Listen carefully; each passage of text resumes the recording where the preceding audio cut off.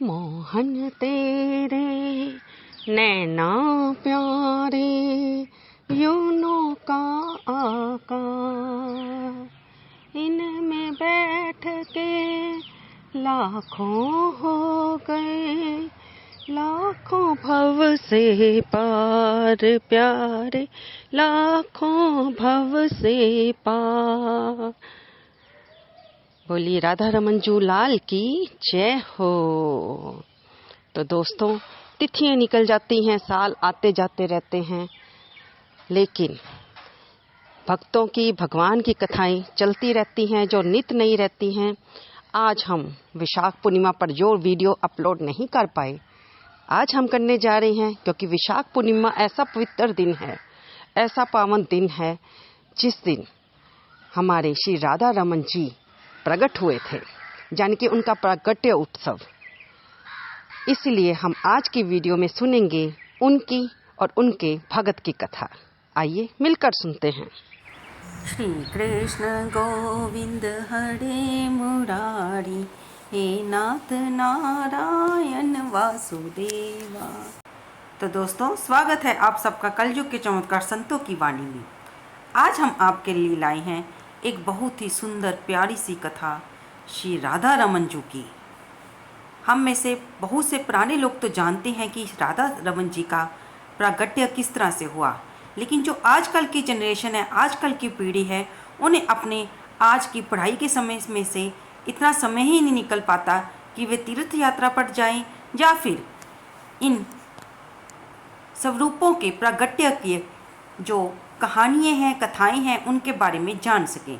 इसलिए हमारा चैनल यही काम तो कर रहा है, धर्म का प्रचार, अपने सनातन धर्म का प्रचार, अपने भगवान के सभी स्वरूपों की, चाहे वो भगवान श्री कृष्ण के हो, भगवान श्री राम के हों, या महादेव के हों, या फिर दुर्गा माँ के, या पवन सुत हनुमान के, ये इनके साथ जो भी जुड़ी हुई कथाएं हैं, कहानियाँ हैं, हम आपके सामने समय समय पर लाते रहते हैं। आप मानिए या ना मानिए, चाहे हमने कथावाचकों से, अपने गुरुदेव के मुख से, अपने माता पिता के मुख से इन कहानियों के बारे में सुना है, लेकिन जब जब भी मैं आपको वीडियो पर, इस चैनल पर ये कथाएं, कहानियाँ सुनाती हूँ, मेरे खुद के रोंगटे भाव से खड़े हो जाते हैं, क्योंकि भगवान की कथा तो नित नई है, साहिब मेरा नित नया। भगवान का नाम ही एक ऐसा नाम है जिसके बारे में हम सुनते सुनते कभी नहीं थकते, और हमें लगता है कि जितनी बार हम इसे लेते हैं, जितनी बार हम प्रभु की कथाएं सुनते हैं, हमारे शरीर में एक अलग सा आनंद और सुख शांति का अनुभव होता है। आइए आज हम सुनेंगे वृंदावन के मशहूर मंदिर श्री राधा रमन जी में विराजे हमारे प्यारे राधा रमन जी का स्वरूप के बारे में जो कथा कही जाती है। देखने में ये बिल्कुल प्योर ब्लैक कलर की स्वरूप है, ऐसा लगता है कि इनका रंग बिल्कुल शालिग्राम शिला से मिलता है। और क्यों ना हो, आप जानते हैं क्या, ये स्वरूप शालिग्राम जी से ही प्रकट हुआ है। लेकिन इसकी ऐसी क्या वजह थी कि राधा रमन जी को इस तरह का रूप लेना पड़ा? उसके पीछे की कथा बहुत रोचक है। आइए मिलकर सुनते हैं और भगवान के नाम को याद करते हैं। राधा रमन जी का रूप कैसे प्रकट हुआ? कथा कुछ इस प्रकार से आती है। गोपाल भट्ट गोस्वामी जी का नाम तो आप सबने सुना ही होगा। एक बार वे नेपाल में मुक्तिनाथ मंदिर में गए, जो कि वैष्णव संप्रदाय के प्रमुख मंदिरों में से एक है। नेपाल और भगवान विष्णु की बात आते ही गंडकी नदी का नाम भी उसमें खूब याद आता है। तो इस पवित्र नदी में स्नान करने के बाद गोपाल भट्ट गोस्वामी जी ने, जो कि अपने लोटे में नंदी का जल भरा, तो उसमें शालिग्राम खुद ही आ गई। उन्होंने लोटे को खाली किया और दोबारा जल भरा। ठीक वैसे फिर दोबारा शालिग्राम उसी लोटे में आ गई। गोस्वामी जी ने कई बार लोटे को खाली किया, लेकिन जब भी फिर दोबारा लोटे को भरते उसमें कोई ना कोई शालिग्राम आ जाता। इस तरह से उन्होंने देखा कि कुल मिलाकर 12 शालिग्राम इसी प्रकार लोटे में से मिले। तब उन्होंने इसे भगवान की कृपा समझकर उन 12 शिलाओं को अपने साथ वृंदावन ले आए और उनकी बड़ी श्रद्धा और प्रेम से पूजा करने लगे। रात होने पर सबको एक साथ कपड़े में बांधकर वे पीपल के पेड़ की शाखा पर लटका देते थे और अगली सुबह फिर उतार कर वैसे ही विधि पूर्वक उनकी आराधना उस समय वृंदावन में बाकी सभी मंदिरों में भगवान का कोई ना कोई सुंदर स्वरूप विग्रह स्थापित था, जिन्हें की सुंदर वस्त्र आभूषण पहनाकर सजाया जाता था। जब भी कोई त्योहार होता तो या कोई उत्सव मनाया जाता तो हर मंदिर में भगवान की स्वरूप को सजाया जाता। इधर श्री गोपाल भट्ट जी के दिल में भी बड़ी इच्छा हुई कि काश उनके शालिग्राम भी विकराल रूप में होते तो कितना अच्छा होता, उन्हें भी अपने प्रभु को सजने संवारने का मौका मिल जाता। जब भगत सच्चे दिल से भगवान के प्रति कोई इच्छा करे वह पूरी ना हो, ऐसा तो हो ही नहीं सकता। भगवान ने अपने भगत की इच्छा जान ली और भगवान की ही लीला। एक दिन वृंदावन में एक व्यापारी सभी मंदिरों की प्रतिमाओं के लिए पोशाक लेकर आए। सभी मंदिरों में पोशाक देने के बाद वह व्यापारी गोपाल भट्ट गोस्वामी जी के पास भी आए, लेकिन गोपाल भट्ट स्वामी जी ने उनसे कहा कि मेरे स्वामी जी तो शिला हैं, ये पोशाक उनके कैसे काम आ सकती है। फिर भी आप बड़ी श्रद्धा से आए हो, इसलिए स्वामी जी ने उनसे एक पोशाक रख ली। अब उस दिन रात को जब स्वामी जी सभी शालिग्रामों की पूजा करके उनको कपड़े में बांध कर रखने लगे और तो उन्होंने कहा, प्रभु आपका भगत बड़े ही प्यार से ये पोशाक दे के गया है, लेकिन ये आपके कैसे काम आ सकती है, मैं क्या करूं। इसके बाद सुबह जब स्वामी जी ने टोकरी हटाई तो वे हैरान रह गए, क्योंकि उनमें से एक शालिग्राम भगवान श्री कृष्ण की त्रिभंग प्रतिमा में बदल चुका था। बाकी के 11 शालिग्राम आज भी गोपाल भट्ट स्वामी जी की समाधि के पास रखे हुए हैं और उनकी विधिवत पूजा होती है। श्री राधा रमन जी का मुख गोविंद देव जी के समान, वक्षस्थल श्री गोपीनाथ जी के समान और चरण कमल श्री मदन मोहन जी के समान है। इसलिए इस प्रतिमा में श्री गोविंद देव जी, श्री गोपीनाथ जी और श्री मदन मोहन जी के दर्शनों का फल मिलता है।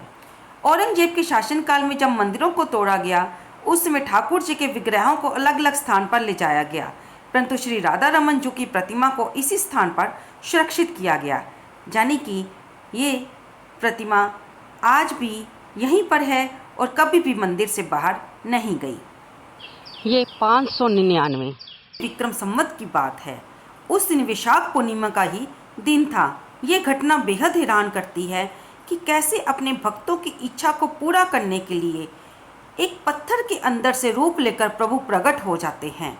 जैसे कि खंबे के अंदर से भगवान नरसिंह का अवतार हुआ था, उसी तरह भक्तों के प्रेम से बढ़कर तो कुछ भी नहीं।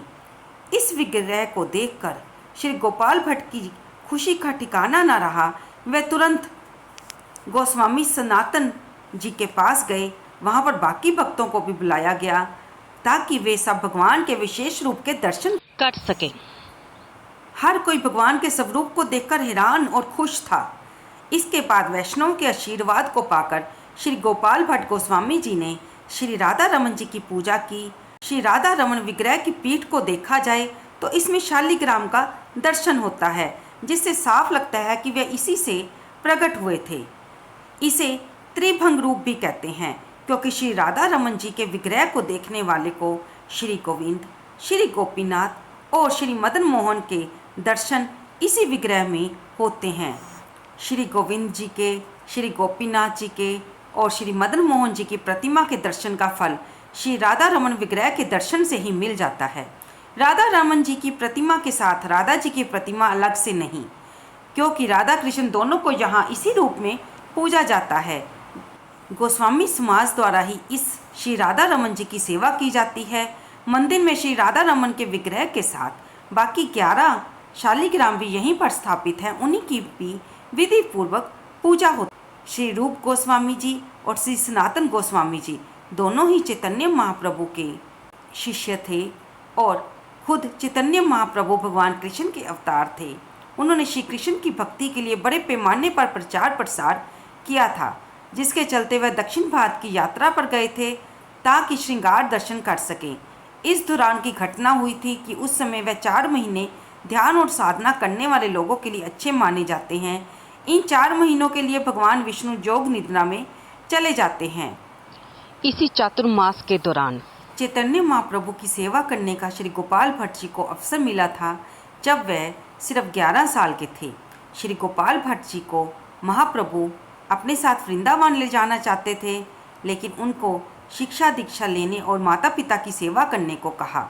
माता पिता के देहांत के बाद वे वृंदावन जाकर रूप गोस्वामी जी और सनातन गोस्वामी जी के साथ रहे और महाप्रभु की ये भी इच्छा थी कि श्री गोपाल भट्ट गोस्वामी गौड़ीय वैष्णव संप्रदाय के अगले गुरु के रूप में सामने आए, यानी कि श्री गोपाल भट्ट गोस्वामी जी चैतन्य महाप्रभु के प्रमुख शिष्यों में से एक थे और आज उन्हीं की कृपा से हम श्री राधा रमन मंदिर में श्री राधा रमन जी के दर्शन करने का हमें सौभाग्य मिलता है। वृंदावन के इस मशहूर मंदिर से एक रहस्य और भी जुड़ा हुआ है जो कि आप सबको जानना चाहिए। श्री राधा रमन जी मंदिर में की रसोई में एक भट्टी है जो हमेशा जलती रहती है, लगभग 475 वर्षों से जल रही है। ऐसा कहा जाता है कि यहाँ पर अग्नि को खुद श्री गोपाल भट्ट गोस्वामी जी ने वैदिक मंत्रों की शक्ति और हवन से लकड़ियाँ प्रज्वलित कर इस भट्टी को जलाया था। तो दोस्तों, ये थी सारी कथा श्री राधा रमन जी मंदिर के बारे में। आपको ये कैसी लगी? कृपया इसे लाइक करें, शेयर करें और कमेंट बॉक्स में जय राधा रमन लाल की दी लिखना बिल्कुल ना भूलें। धन्यवाद दोस्तों।